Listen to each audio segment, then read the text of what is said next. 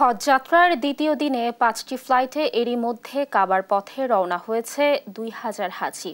লাব্বাইক ধ্বনিতে মুখরিত আশকোনার হজ ক্যাম্প। আজ মোট ৯টি ফ্লাইটে ঢাকা ছাড়বে ৩,৫০০ হাজি। তবে নিবন্ধিত ৮৫,০০০ হজযাত্রীর মধ্যে এখনও ভিসা পাননি ৩২,৬০০ জন। শাহেদুজ্জামান সাকিবের রিপোর্টে দেখুন বিস্তারিত। কাবা তাওয়াফ ও নবীজির রওজা জিয়ারতের আশায় মুখিয়ে আছেন হাজিরা। চাঁদ দেখা সাপেক্ষে আগামী ১৪ জুন থেকে শুরু হতে পারে হজের আনুষ্ঠানিকতা।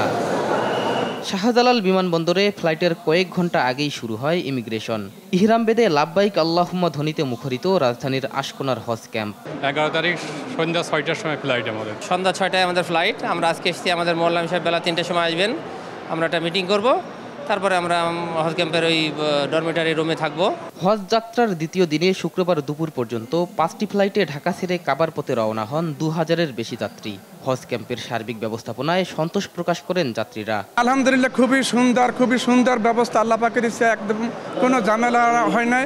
পর্যন্ত এই যে আসলাম যে এখন কোনো ধরনের সমস্যা কোনো রকমের ধরেন আপনার প্রবলেম ফেস করি নাই, কোনো সমস্যা নেই, ইনশাআল্লাহ সবই ঠিকঠাক। নির্বিঘ্নে হজ যাত্রা নিশ্চিত করতে সব ব্যবস্থা নিয়েছে আশকোনা হজ ক্যাম্প কর্তৃপক্ষ। ৩ তারিখেই তাদের টিকিট, পাসপোর্ট, ভিসা, স্টিকার এবং তাদের আইডি কার্ড ৩ থেকে ৬ তারিখের মধ্যে তাদেরকে সরবরাহ করে দিয়েছি।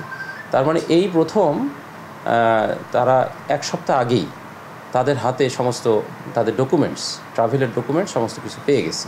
বলা হচ্ছে নিবন্ধিত ৮৫,০০০ হজযাত্রীর মধ্যে এখনও ভিসা পাননি ৩২,৬০০ জন। এর আগে বুধবার মধ্যরাত থেকে শুরু হয় হজ ফ্লাইট। বৃহস্পতিবার আনুষ্ঠানিক হজযাত্রার প্রথম দিনে ৬০টি ফ্লাইটে ২,৭০০ যাত্রী নিরাপদে পৌঁছেছেন সৌদি আরবে। চলতি বছর বিভিন্ন দেশ থেকে ২০ লাখেরও বেশি মানুষ যাবেন সৌদিতে। শাহেদুজ্জামান সাকিব, দেশ টিভি, ঢাকা।